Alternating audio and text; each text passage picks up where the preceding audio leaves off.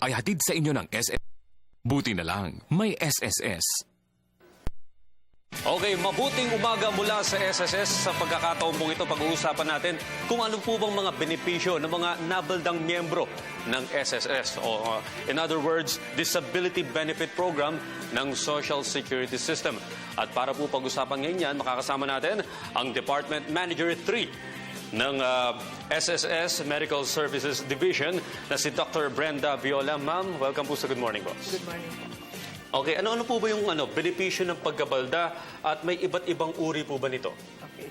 Ang benepisyo sa pagkabalda, ito po ay benefit na binibigay, na binabayad natin sa isang miyembro na nagkaroon ng disability or pagkabalda nga.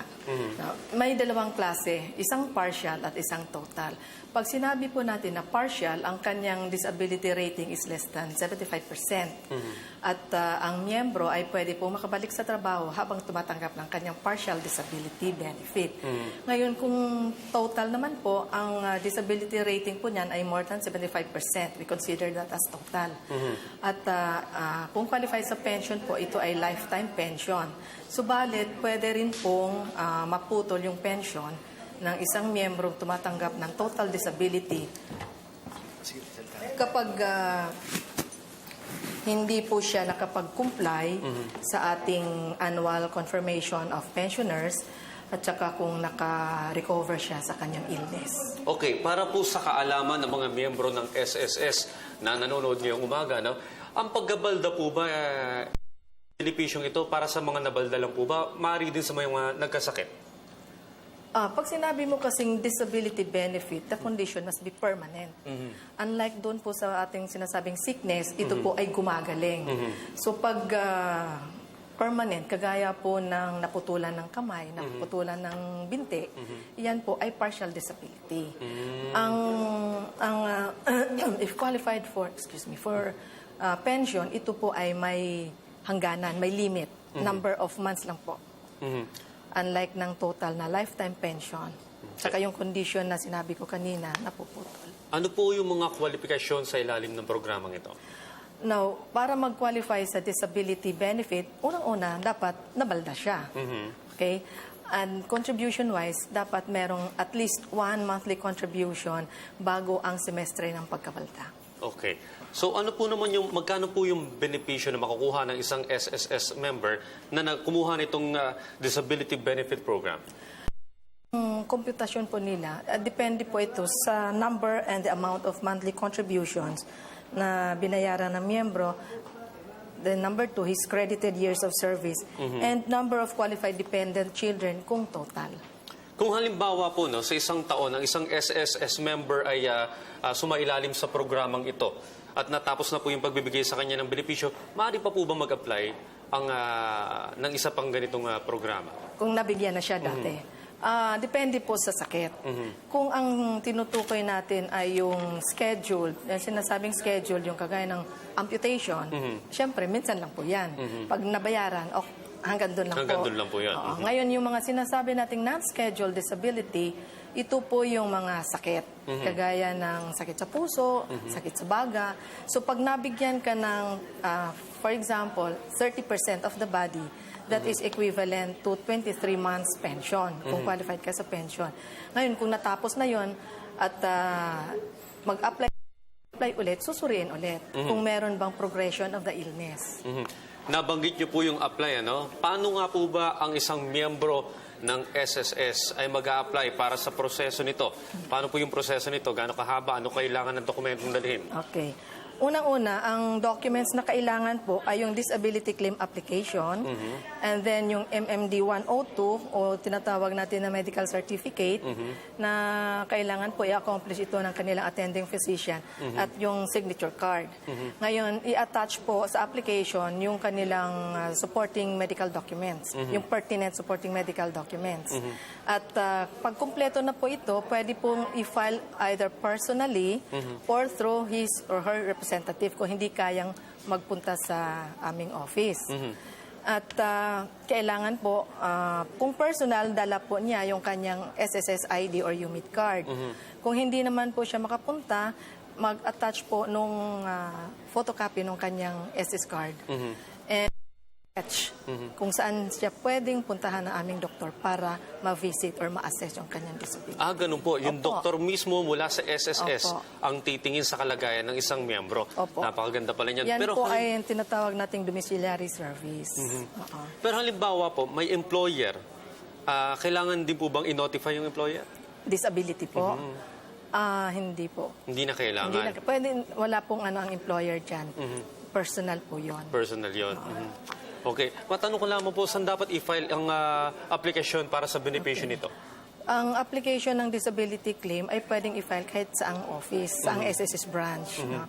And then, susuriin po, kung for example, na-file lang yan ng representative, susuriin po kung kailangan ba siyang i-examinin, if necessary. Ngayon, kung kailangan siyang i-examine, so i-domiciliary natin. Pupuntahan ng aming doktor. Alam niyo po, yung mga cases ng ganito ay minsan emergency po, no? Maaari po bang mag-apply din ng isang anak ng miyembro ng SSS through online or telepono, sa pagtawag ng telepono? As a disability po, hindi pa po. Wala pa tayong online application. We're working on it. Yung Halimbawa po sa pagtawag sa opisina or sa may SSS mismo, magamit ang landline. Hindi po. Kasi kailangan po namin yung claim application at saka titingnan nga kung kailangang i-examinin yung patient o yung miyembro o hindi. Sa inyo po sa SSS, ma'am, ano po ba yung mga na-encounter yung problem? Halimbawa sa mga miyembro na gustong sumailalim sa programang ito. Sa disability benefit, isa sa mga problema ay yung mga supporting documents na kailangan mai-attach. For example, kung operada, yung pagtanggal ng, say for example, mattress, ngayon, kailangan yung operating room record. Ngayon, meron din kaming tinatawag na waiting period. For example, stroke. Sa stroke tayo Ang waiting period ng stroke ay 4 months from date of stroke. So, kailangan, kung qualified siya sa sickness, mag-file muna siya ng sickness benefit. Then after 4 months, pwede siyang mag-file ng disability benefit. I-assess siya kung merong mga disabling manifestations. Halimbawa po, nangyari, yung disgrasya sa isang miyembro, pero matagal na. Aksidente. Pero ilan ng buwan na yung binilang bago niya ito final sa SSS? Maaari pa po bang i-consider ito ng SSS? Maaari po. Ang prescriptive period of filing po ng disability is 10 years. Matagal po yon. 10 taon. Kailangan ma-file niya sa SSS. Ngayon, unlike sa sickness na konti lang ang short lang yung prescriptive period. Ito po bang makukuhang benepisyo ng SSS member ay ibabawas din sa retirement benefit? Ang ibabawas lang po, yung nag-overlap na periods from start of retirement. Yung sinasabi mo, po. Yun lang pong nag-overlap.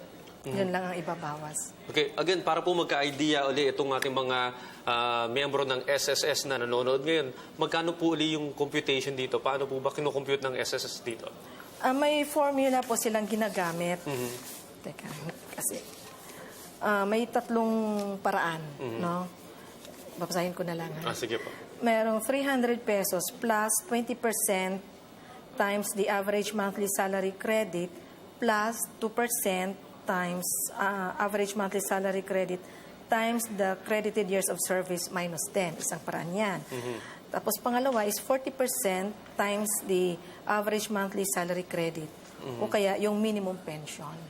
Okay. Kung yung mga miyembro po ng SSS na gustong sumailalim sa programang ito, paano po nila mas malalaman pa? Meron po ba, makikita po ba sa website ng SSS kung ano yung mga patungkol dito sa programa ng SSS na Disability Benefit Program? Meron po tayong mga na binibigay sa ating mga miyembro, mga flyers, para mas malalaman po nila kung ano yung mga benefits ng binibigay ng SSS. Okay, sa mga boss po natin na nanonood niyan, ngayong araw na ito, ang disgrasya po ay nasa tabi-tabi lamang. Mas maganda po kung tayo miyembro ng SSS upang makakuha tayo ng mga benepisyo kagaya ng Disability Benefit Program. Okay, maraming salamat po sa mga impormasyon na naibahagi niyo sa amin. Nakapanayin po natin ang Department Manager 3 ng Medical Services Division ng SSS na si Dr. Brenda Viola. Maraming salamat po, ma'am. Thank you din po sa invitation. Maging ito ay inihatid sa SSS. Buti na lang, may SSS.